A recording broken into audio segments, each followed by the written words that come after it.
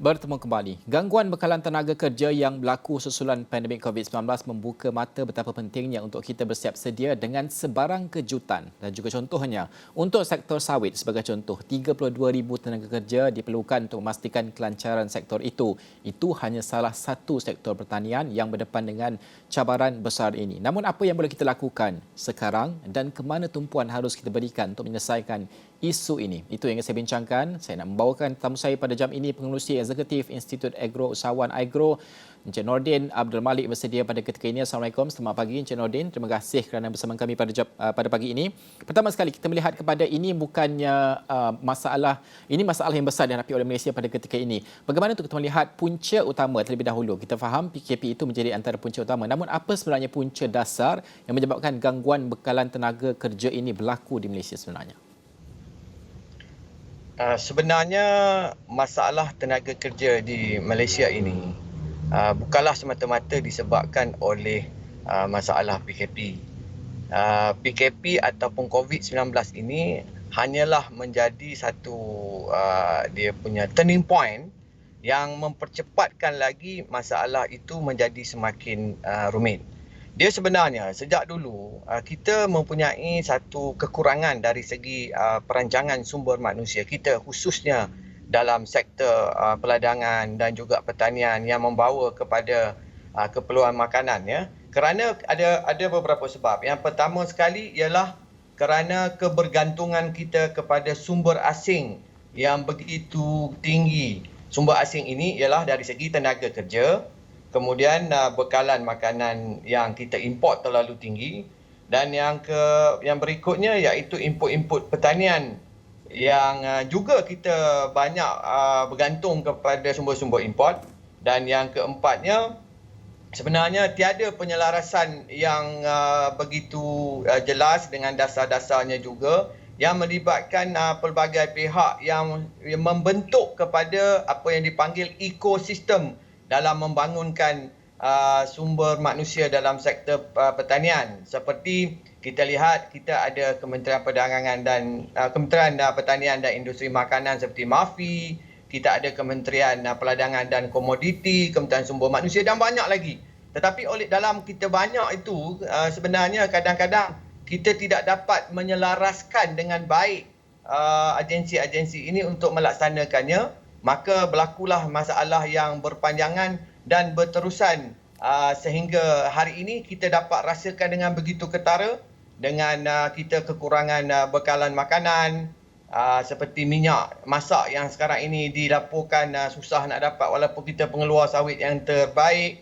Kemudian kita menghadapi masalah kenaikan kos harga pertanian seperti input, baja, racun, dan memberi kesan kepada kenaikan harga makanan yang begitu ketara dan tidak ada hentinya pada ketika ini.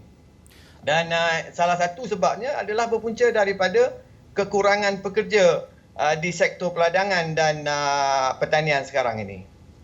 Kalau kita melihat kenaikan harga barang ini fenomena global. Inflasi ini berlaku di Amerika Syarikat, di UK, di Eropah dan sebagainya. Malaysia juga tidak terkecuali. Banyak faktor yang menyumbang. Kalau di Malaysia itu antaranya adalah sudah pasti yang disebutkan oleh Encik Nordin, iaitu sumber manusia itu. Sumber manusia pekerja asing ini yang kita gagal membawa masuk dan sebagainya untuk memenuhi keperluan ini. Bagaimana untuk kita melihat penyelesaian segera supaya kita dapat mengawal rantaian bekalan ini dan pada akhirnya harga barang bolehlah kita kawal dan sebagainya, Encik Nordin? Okey, saya melihat begini, memang kita tidak boleh untuk menghapuskan ataupun menghentikan 100% serta-merta kebergantungan kepada pekerja asing. Dan itu tidak logik juga kalau kita kata boleh dilakukan serta-merta. Tetapi kita memerlukan satu perubahan drastik yang kita kena lakukan supaya dari masa ke semasa by progress kita boleh mengurangkan kebergantungan kita kepada pekerja-pekerja asing ini. Jadi antara yang perlu kita lakukan segera ialah pertama sekali dasar berkaitan dengan pelaksanaan, contohnya dasar agro makanan negara, dasar yang berkaitan dengan industri minyak sawit kita ini perlu kita rombak dan kita susun supaya kita dapat benar-benar mempunyai satu perancangan yang efektif untuk jangka pendek, jangka sederhana dan jangka panjang. Itu pertama. Yang kedua, kita perlu menggerakkan serta-merta dan secara proaktif untuk mengadakan kempen-kempen supaya kita dapat menarik rakyat tempatan, khususnya generasi muda terutamanya, untuk mereka menyertai sektor pertanian ini. Dan oleh sebab itu, yang kedua, kita perlu mengadakan langkah-langkah yang boleh menarik minat mereka, bukan semata-mata dalam aspek kempen supaya kelihatan lebih seksis dan sebagainya, tetapi yang penting juga kita perlu menyediakan insentif-insentif yang sangat menarik untuk mereka. Yang contohnya mungkin insentif yang boleh menarik minat mereka sebagai golongan yang dianggap sebagai frontliner. Kemudian yang ketiganya ialah latihan kemahiran di peringkat bermula daripada peringkat sekolah sehinggalah ke peringkat selepas SPM perlu dipertingkatkan, kerana pada ketika ini dalam kita bercakap ladang saja memerlukan sekurang-kurangnya 30 ke 50 ribu. Sebenarnya kalau kita lihat dalam sijil kemahiran Malaysia di Kementerian Sumber Manusia, tak sampai 2,000 pun yang melibatkan semua sektor pertanian dan peladangan. Jadi ini menunjukkan kita masih lemah untuk mencapai sasaran kita, dan ini telah diakui oleh Ketua Audit Negara. Dalam rancangan Malaysia ke-11, kita gagal untuk mencapai sasaran TVET. Kemudian yang keempat, di peringkat pengajian tinggi misalnya, kita perlu meningkatkan keupayaan dan kapasiti pendidikan tinggi yang berasaskan kepada teknologi baru, smart farming, dan universiti-universiti ini perlu diberi ruang seperti UPM sendiri misalnya.